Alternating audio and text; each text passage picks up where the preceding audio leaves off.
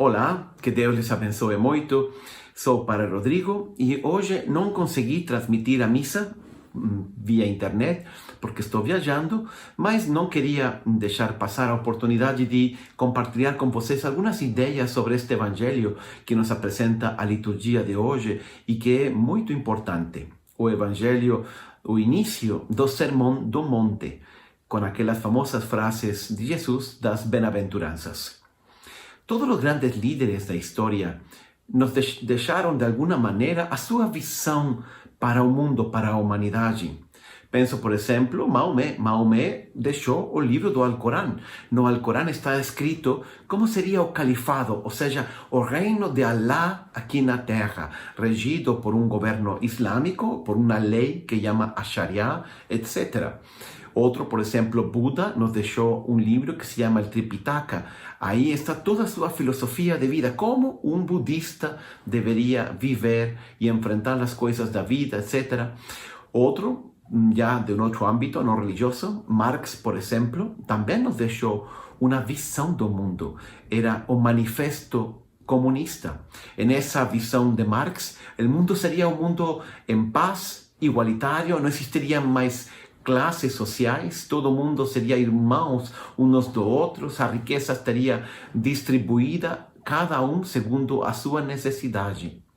E outro, por exemplo, é Hitler. Hitler também tinha uma visão para a humanidade e deixou em um livro que se chama Mein Kampf, ou seja, Minha Luta.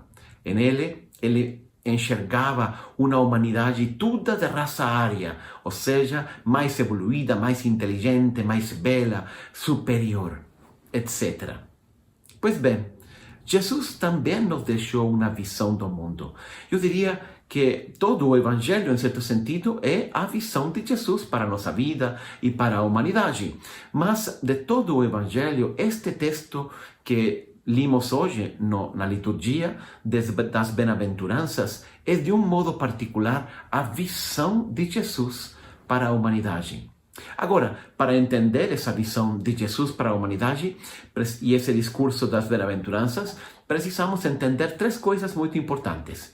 Em primeiro lugar, Jesus parte das realidades tal como elas são, parte de um mundo real. Se você observa as bem-aventuranças, é um pouco esquisito, porque Jesus sempre começa falando: bem-aventurados os que choram, bem-aventurados os que sofrem perseguição, bem-aventurados os que sofrem abusos, os que sofrem todo tipo de dificuldades, etc. Como pode ser a visão de Jesus assim? Pois bem, muito simples. Jesus está partindo da realidade. Nós vivemos em um mundo que está completamente desajustado. A economia está desajustada, o clima está desajustado, as relações entre os países estão desajustadas, as relações entre as pessoas estão desajustadas, porque essa é a realidade do mundo nosso. O mundo que nós vivemos é um mundo ferido pelo pecado.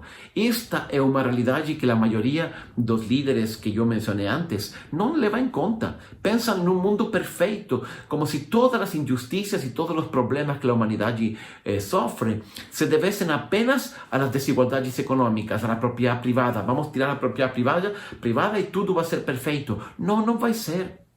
Como se a desigualdade tudo se devesse a que existem diversas raças. Elimina todas as raças, deixa apenas a raça ária e então todo mundo vai ser feliz. Não, não vai ser. O problema não está na raça, na economia ou em implantar, como faz Maomé, por exemplo, a lei da Sharia, que é duríssima, que castiga com a morte até os mais pequenos pecados. Isso não funciona. Jesus parte de um mundo que é imperfeito, que está tudo desajustado, que está ferido pelo pecado original. Isto é muito importante, porque essa é a raiz de todos os problemas e sofrimentos da humanidade não são outra coisa que manifestações de um desajuste interior mais profundo que se chama pecado original. Quem viveu isso, quem expressou isto de uma maneira muito clara é São Paulo. São Paulo diz assim na carta aos Romanos: não compreendo meu próprio modo de agir, diz São Paulo, porquanto o que eu quero, isso não pratico. Entretanto, o que detesto, isso me entrego a fazer. Nesse sentido, não sou mais eu quem determina o meu agir, mas sim o pecado que habita em mim. Essa é a realidade, o drama do ser humano.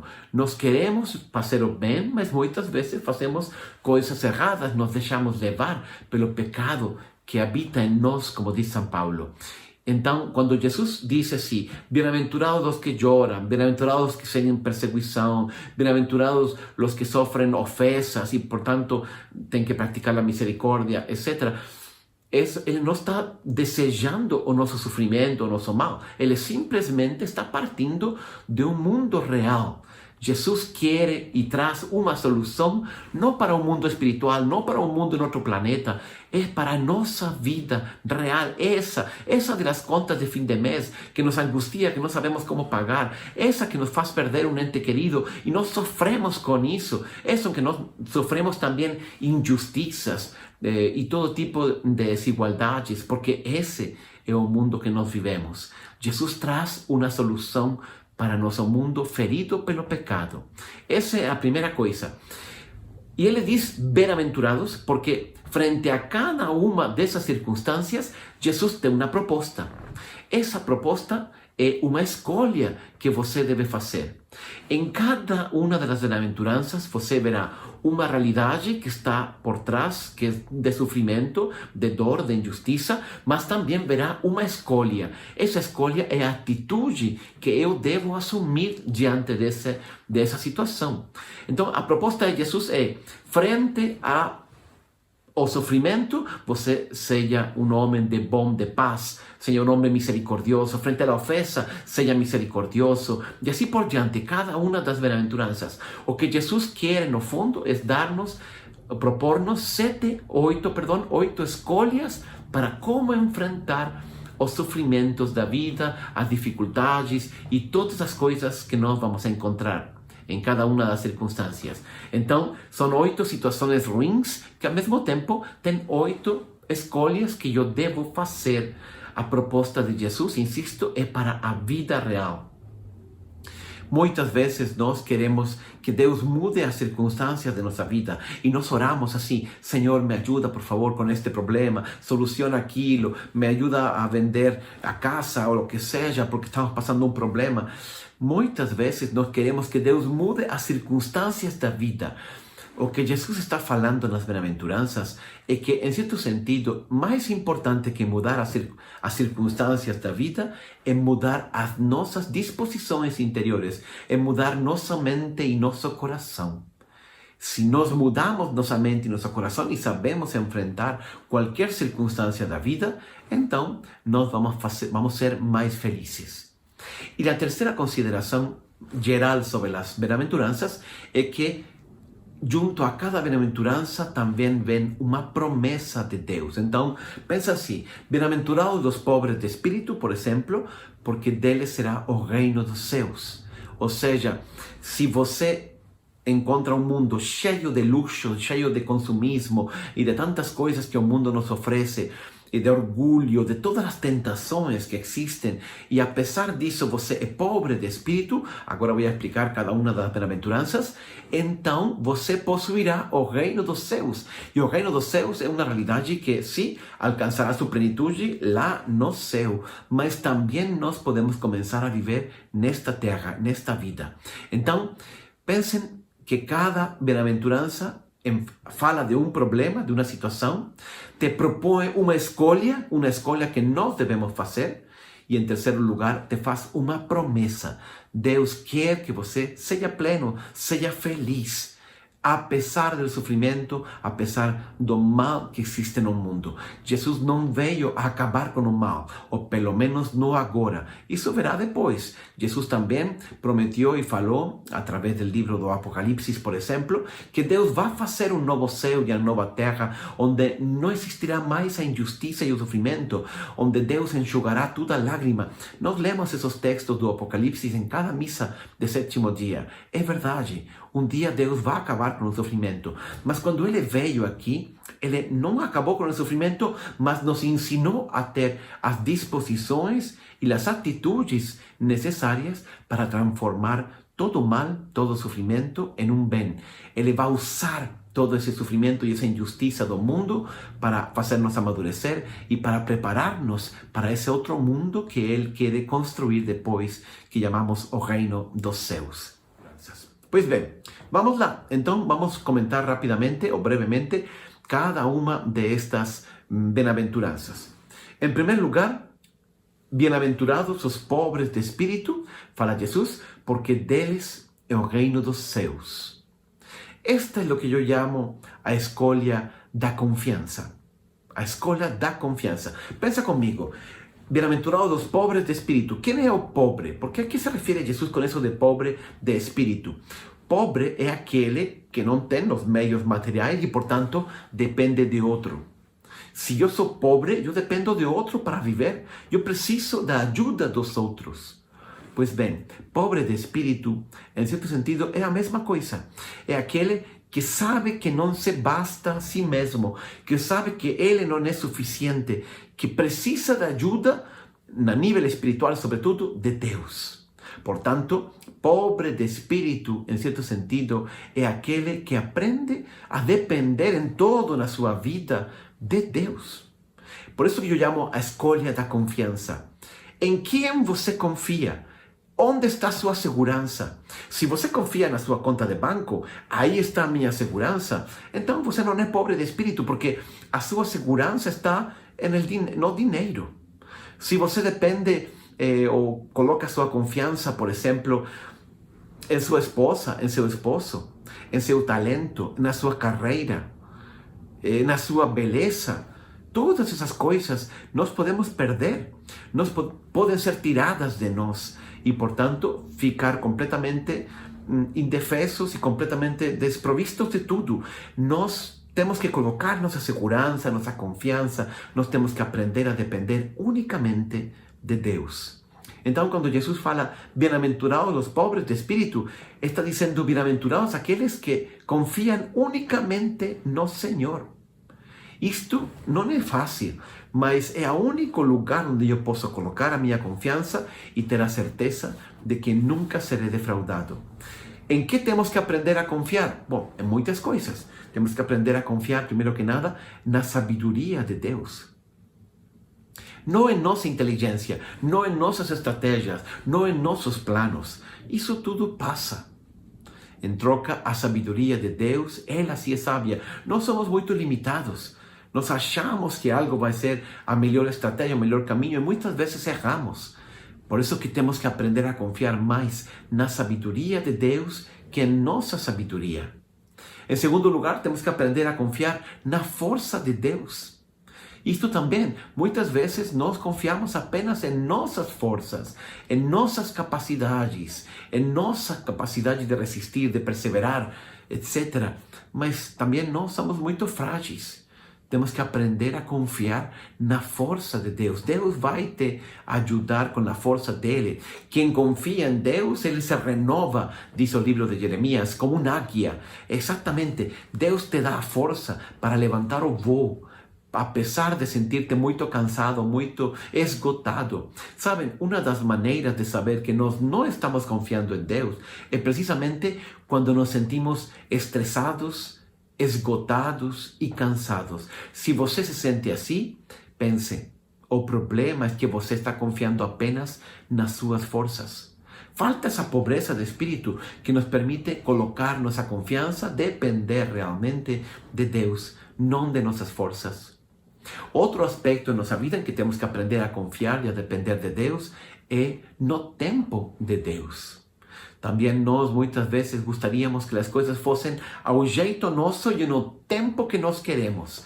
Pois bem, muitas vezes Deus tem outro tempo. Aprender a ser pobre de espírito, depender de Deus nisto é, Senhor, as coisas serão ao tempo que você quiser. Eu confio em que as coisas vão ser melhor quando sejam ao tempo certo. E Deus quer o melhor. Muitas vezes o melhor requer tempo e requer esperar. E esse esperar não é fácil, mas quem é pobre de espírito não pretende julgar as coisas com seu próprio critério, mas sabe confiar e depender de Deus. Nós temos que aprender a confiar também e depender da riqueza de Deus. Claro, porque a riqueza nossa é muito limitada. Eu como vou fazer tantas coisas? Mas se eu confio na riqueza de Deus, eu digo, não, Deus proverá. Deus me dará cada dia o que eu preciso, porque eu não dependo de minhas forças ou de minha riqueza, mas eu dependo da riqueza de Deus. Então, por isso disse Jesus, bem-aventurados os pobres de espírito, realmente bem-aventurados, porque eles possuirão o reino dos céus, as riquezas do reino dos céus, a sabedoria do reino dos céus, o tempo das coisas ao estilo de Deus, e isso nunca falha. Então, a primeira bem-aventurança é esta: bem-aventurados os pobres de espírito, aprender a depender, é a escolha da confiança e da dependência de Deus. A segunda é: bem-aventurados os que choram, porque serão consolados. Esta eu chamo a dependência da esperança. Da esperança. Por quê? Porque efetivamente no mundo nós vamos encontrar muitos momentos de sofrimento e de dor. Vamos chorar por muitos motivos. Choramos quando perdemos um ente querido. Choramos quando recebemos um diagnóstico médico muito difícil. Choramos quando nos sentimos impotentes para mudar a realidade. Choramos, em muitas circunstâncias da vida. E Jesus diz assim, bem-aventurados os que choram. Por quê? Porque essa é uma circunstância na qual você tem a oportunidade de aprender a confiar em Deus. Sabe, Deus tem sempre a última palavra. Isto é muito importante lembrar. A última palavra não a tem a morte. Eu perdi alguém, um ente querido, muito querido. Pois bem, a última palavra não a tem a morte, a tem Deus. Talvez você está lidando com um vício e isso te faz chorar. Eu sei como é difícil muitas vezes vencer o vício da droga, o vício do álcool, o vício da pornografia, o vício do jogo, o vício até do shopping. Às vezes, quando a gente tem que deixar uma coisa na qual está muito viciado, a gente chora, é difícil. Pois bem, a última palavra não a tem o vício, a última palavra a tem Deus. Talvez você chora porque está sofrendo por outra circunstância qualquer. Não se preocupe, a última palavra não a tem Deus. Chora porque um chefe te trata injustamente. Chora porque não consegue trabalho, está buscando. Pois bem, a última palavra não a tem o chefe. A última palavra não a tem um político que faz sofrer o povo. A última palavra não a tem a falta de encontrar um trabalho, a impotência de encontrar um trabalho. A última palavra a tem Deus. Então, esta é uma escolha na esperança. Eu estou chorando por qualquer motivo. Pois bem, não se preocupe, confie, saiba colocar a sua esperança em Deus. Quem confia, quem espera em Deus, ele nunca será defraudado. As coisas vão a dar-se ao jeito dele, não ao nosso jeito. Porém, você pode confiar e pode esperar, porque a última palavra sempre a tem Deus. A terceira bem-aventurança diz assim, bem-aventurados os humildes, porque herdarão a terra. Pois bem, esta é uma outra circunstância muito importante. Quando somos humilhados, quando somos abusados, quando as pessoas nos tratam, nos ofendem, e a gente sente, lógico, o desejo de responder com a mesma moeda, o desejo de ofender se eu fui ofendido, o desejo de insultar se eu fui insultado. E Jesus que diz, não, esta é a escolha da humildade. Seja humilde. Por quê? Porque herdará a terra. Isto é muito interessante. Mas antes de falar da herança da terra que fala Jesus, que promete Jesus, falemos da humildade. O que é a humildade? A humildade é estar sempre com a cabeça baixa. Às vezes pensam as pessoas desse jeito. Não. A humildade é a força sob controle. Eu diria desse jeito. Você já viu esses anúncios de televisão de Marlboro, não? E desses cavalos selvagens que vão correndo pelo campo e que se ven tão fortes, tão poderosos. Pois bem, quando você pega um cavalo desses e o doma, e aí o cavalo já fica domado depois de todo um treinamento, ele não perdeu a sua força. Ele simplesmente está domado. Agora ele sabe, digamos, dominar essa força e colocá-la ao serviço do seu dono, neste caso. Pois bem, a humildade é igual. Não é perder a força, não é perder a coragem, não é perder o valor, não é perder, enfim, todas as virtudes boas, mas colocá-las ao serviço de Deus e de nossos irmãos. Então Jesus diz assim: bem-aventurados os humildes, quando te humilhem, quando te ofendam, quando te atropelem, etc. Seja humilde, faça a escolha da humildade, porque então Deus vai te abençoar. E ele diz uma coisa muito interessante, eu diria até incrível. Ele diz assim: possuirão a terra, herdarão a terra. Uno poderia pensar, bom, o humilde é ao contrário. O humilde é o que sempre perde, o que é violento, o que abusa, o que é trapaceiro, o que mente. Esse é o que triunfa. Pois realmente não. Num primeiro momento parece efetivamente que esse é o que triunfa, mas se você enxerga com um pouco mais de atenção, eles também passam. Al final é humilde, é o manso, é o amor el que vence. O amor e a humildade atraem. A humildade e o amor persuadem, convertem. O amor e a humildade são os que realmente conquistam a terra. Pode ser, insisto, de novo, não ao nosso jeito, mas ele sempre, al final, termina vencendo. Jesus mesmo nos mostrou isso. Quando Jesus fala de humildade, ele se coloca precisamente como modelo de humildade. É engraçado, Jesus nunca falou assim: aprendei de mim a fazer milagres, aprendei de mim a compor maravilhosas parábolas, aprendei de mim a caminhar muitos quilômetros de uma cidade a outra, aprendei de mim nada. A única vez que se colocou como exemplo a si mesmo foi na humildade.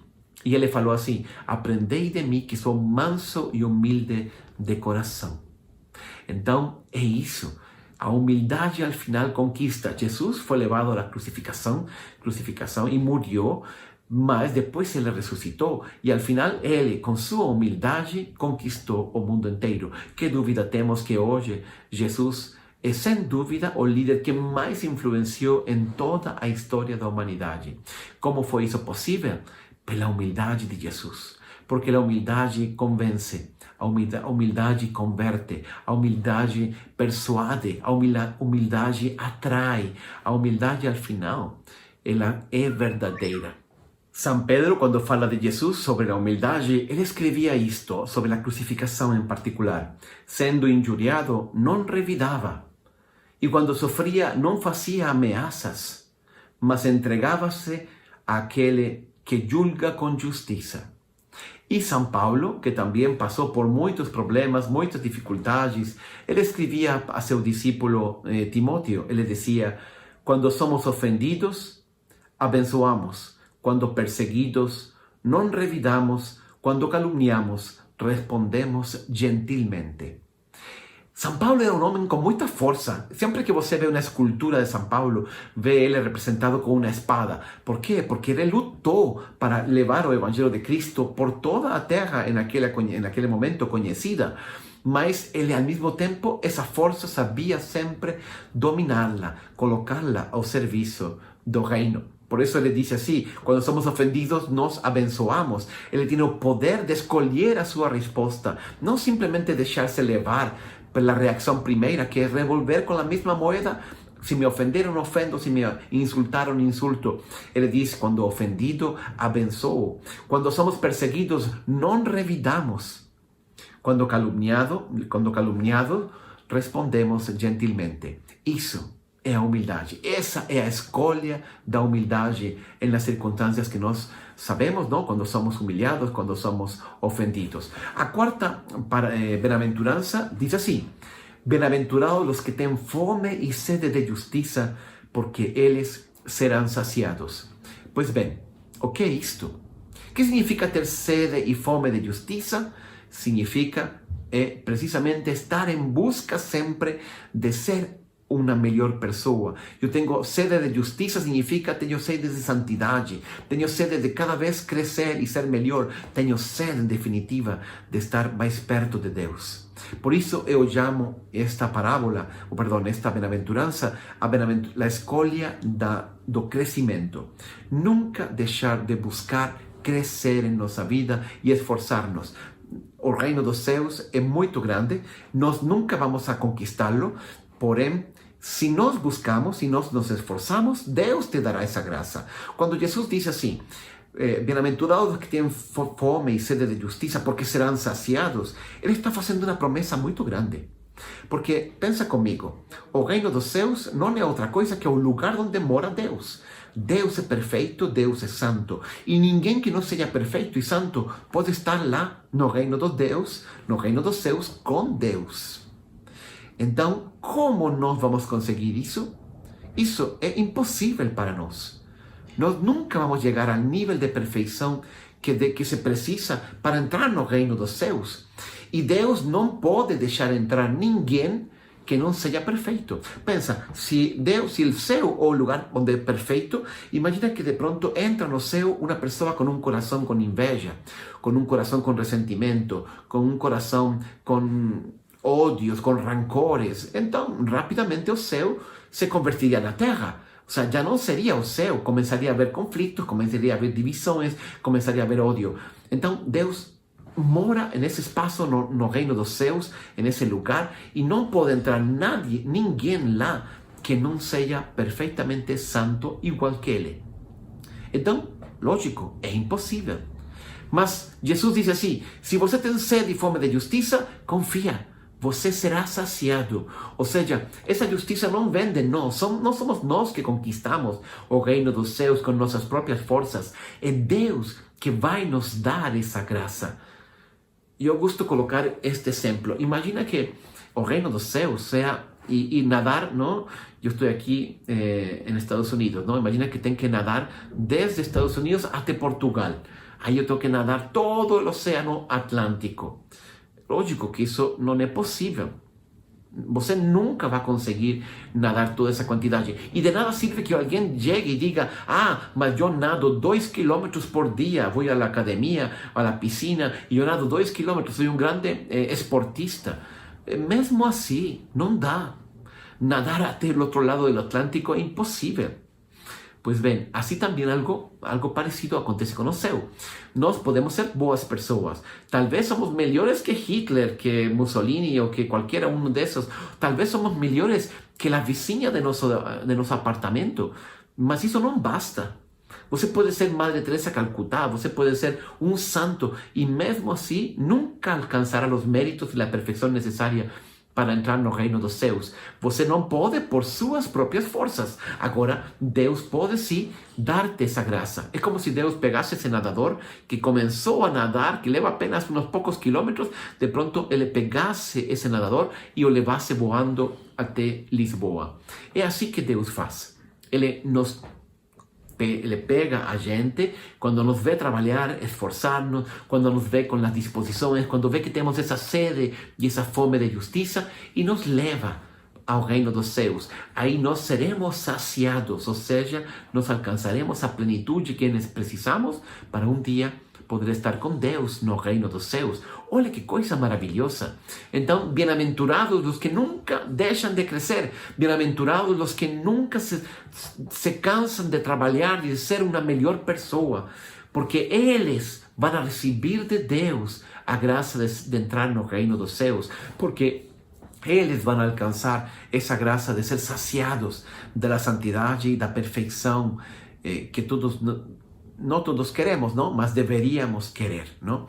Então, bem-aventurados os que têm sede e fome de justiça, porque eles, diz Jesus, serão saciados. Essa é a escolha do crescimento. Nunca deixe de crescer, nunca deixe de esforçar-se.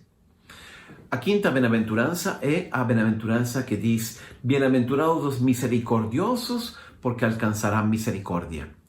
O que é a misericórdia?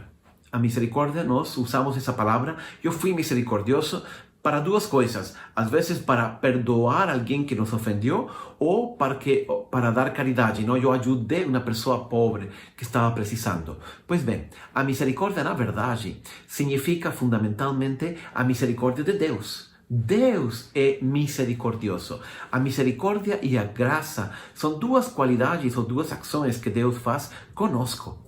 Pensa, a misericórdia uma é oposta da outra. A misericórdia é quando Deus não nos dá aquilo que nós merecemos. Nós mereceríamos o castigo. Deus não nos dá isso, portanto Deus é misericordioso. Misericórdia é quando Deus não nos dá aquilo que nós merecemos. E a graça é o contrário. A graça é quando Deus nos dá aquilo que nós não merecemos. Não merecemos nunca.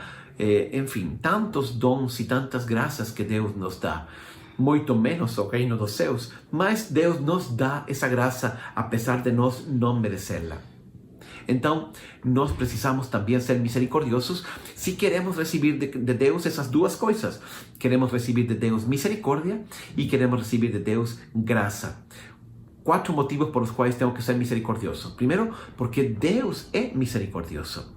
Lembram aquela parábola que o próprio Jesus contou de um homem rico que perdoa uma grande dívida a um servo, não? Aí esse servo sai feliz porque lhe perdoaram a dívida e encontra outro que tem uma pequena dívida com ele. E ele não perdoa, ele manda na cadeia até que ele pague o último centavo. Quando o rei se entera disso, ele manda chamar o servo. E ele diz assim, não deverias tu também ser misericordioso como eu fui misericordioso? É verdade. Ou seja, assim como Deus é misericordioso conosco, nós também devemos ser misericordiosos com as outras pessoas, para que Deus também tenha misericórdia de nós. Olha o que diz aqui, por exemplo, São Paulo. Deus, que é rico em misericórdia, por meio do grande amor com que nos amou, deu-nos vida com Cristo, estando nós ainda mortos em nossos pecados. Portanto, pela graça sois salvos. É isso aí. Por la graça nós somos salvos, nós recebimos misericórdia de Deus, nós temos que também praticá-la. Em segundo lugar, porque a misericórdia é um mandamento. Jesus e Deus nos mandaram ser misericordiosos. Jesus falou assim, sede misericordiosos como vosso Pai é misericordioso. Então é um mandamento. Mas eu trouxe aqui um texto do Antigo Testamento. É de um profeta pequeno que se chama Miqueias. Mas olha que bonito o texto que ele escreve. É Deus, obviamente, através do profeta. Ó ser humano, Deus já te revelou o que é bom. É o que o Senhor exige de ti, senão apenas o que o Senhor exige de ti, senão apenas que pratiques a justiça, ames a misericórdia e a lealdade e andes humildemente na companhia de teu Deus.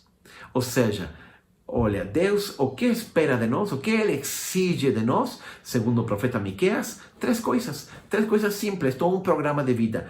Em primeiro lugar, que pratique a justiça. Sejamos justos, sejamos caritativos, também significa. Em segundo lugar, que ames a misericórdia e a lealdade. E em terceiro lugar, que nós caminhemos humildemente na presença de Deus.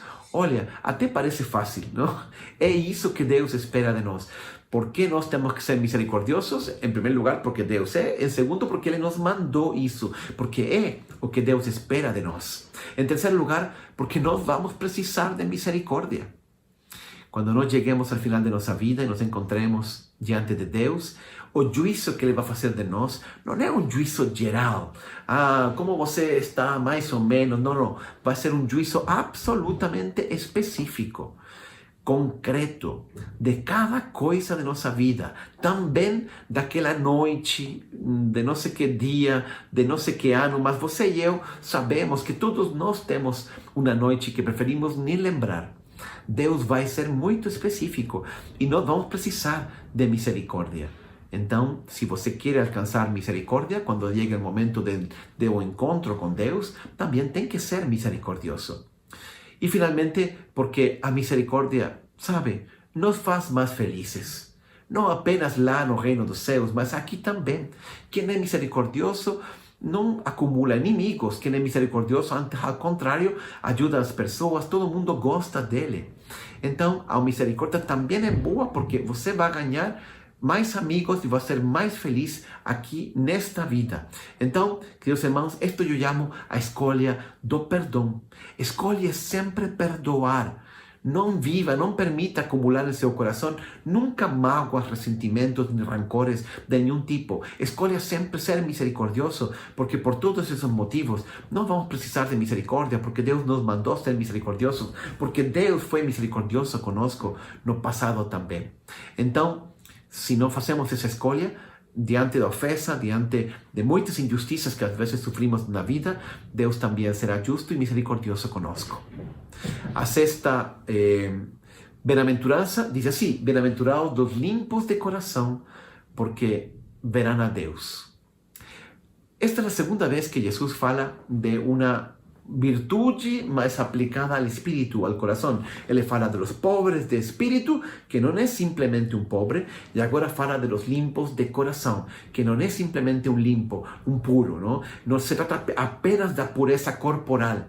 Os judeus, os fariseus, enfim, naquela época, eles tinham que praticar muitos desses banhos rituais, não? Quando a gente visita Terra Santa, você pode ver esses banhos rituais, não? E eles se lavavam várias vezes por dias, precisavam estar limpos no corpo para apresentar-se diante de Deus no templo, e assim, etc, etc.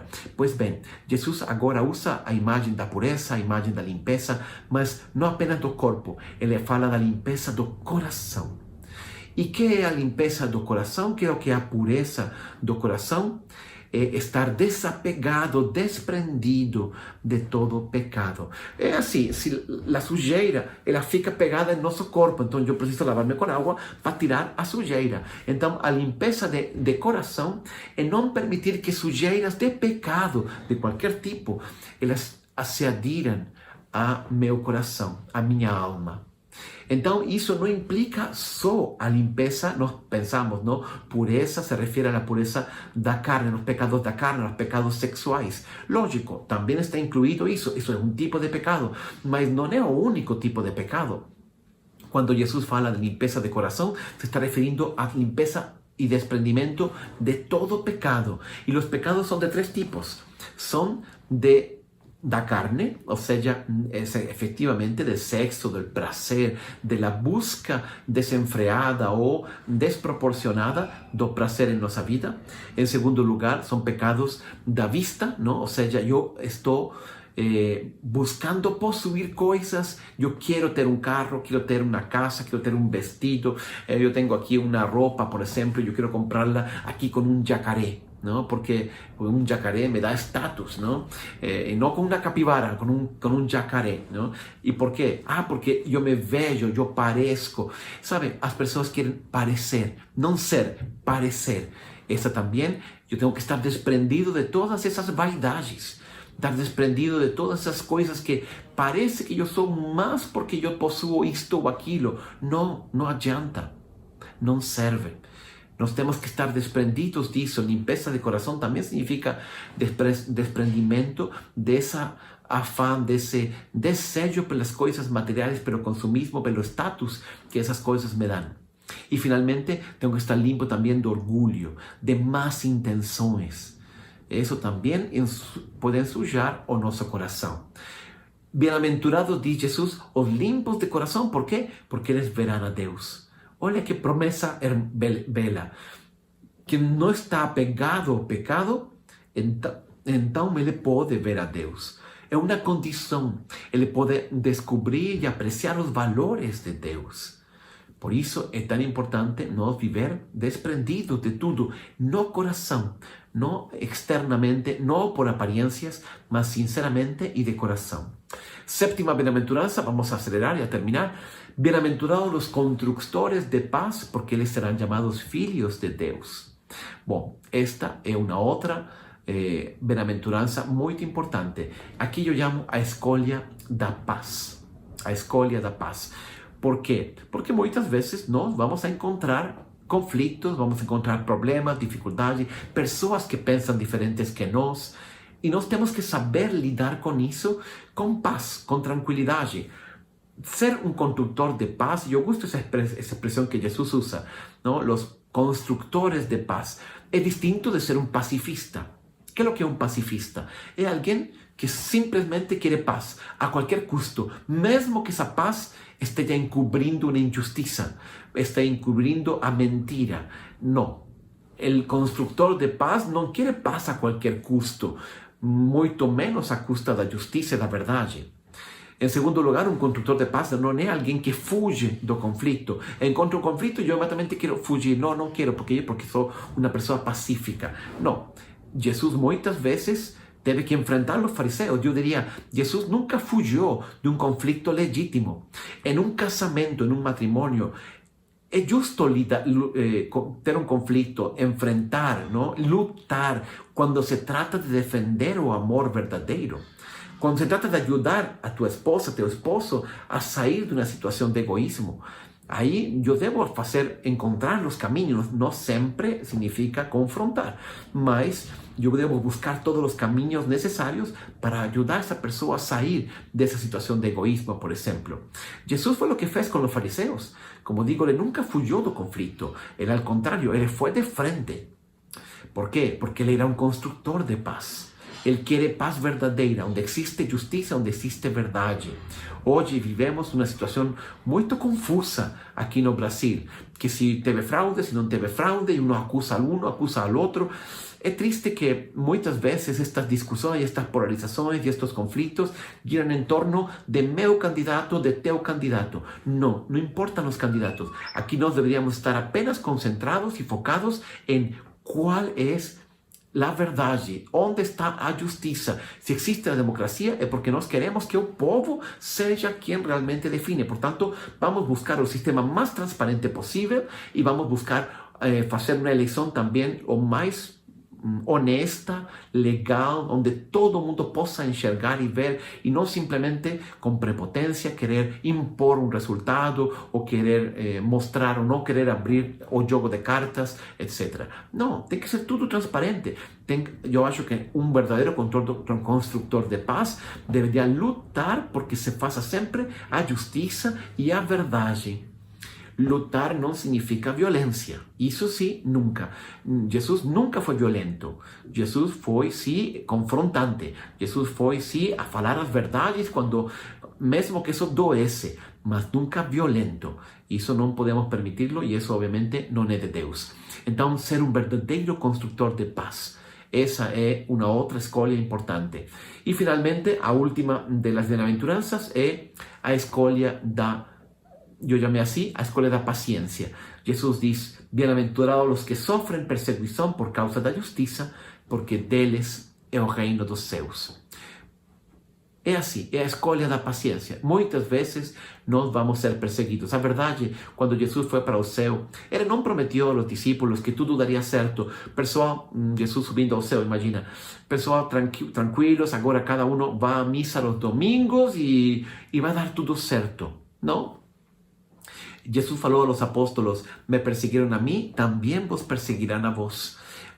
Ou seja, os discípulos de Jesus, ele nos prometeu sempre que nós sofreríamos perseguição. Imagina Jesus foi o homem mais justo, mais santo, mais perfeito, mais bondoso, mais humilde que jamais existiu. E como ele enfrentou perseguição, até o ponto de levá-lo em pouco tempo, em 3 anos, a ser crucificado.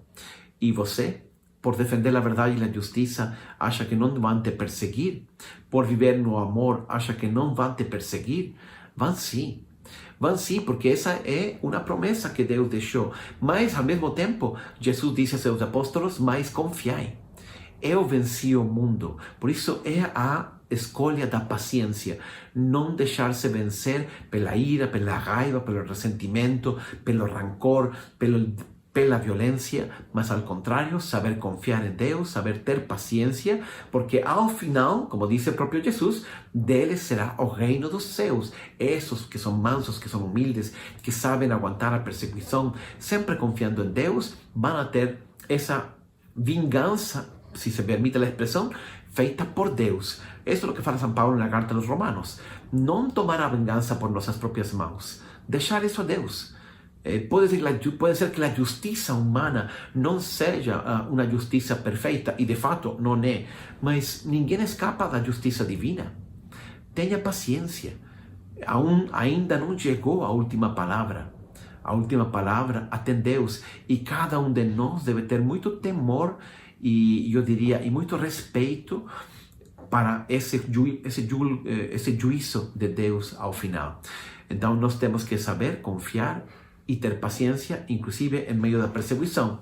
Jesus termina as bem-aventuranças com essa frase, inclusive reafirmando essa última bem-aventurança e dizendo do seguinte jeito: bem-aventurados sois vós quando vos insultarem e perseguirem, e mentindo disserem todo mal contra vós por minha causa.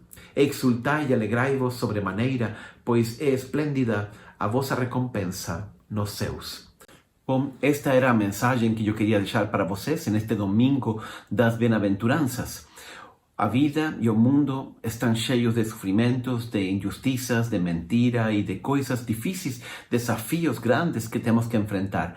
Mas, diante de tudo isso, Jesus tem sempre uma proposta e uma escolha que nós devemos fazer. A escolha certa é a escolha do amor, que não significa, insisto, pacifismo, conformismo. Muitas vezes temos que sim enfrentar, confrontar, lutar, buscar a verdade e a justiça, mas sempre dentro da mensagem de Cristo, da grande proposta das bem-aventuranças de Jesus.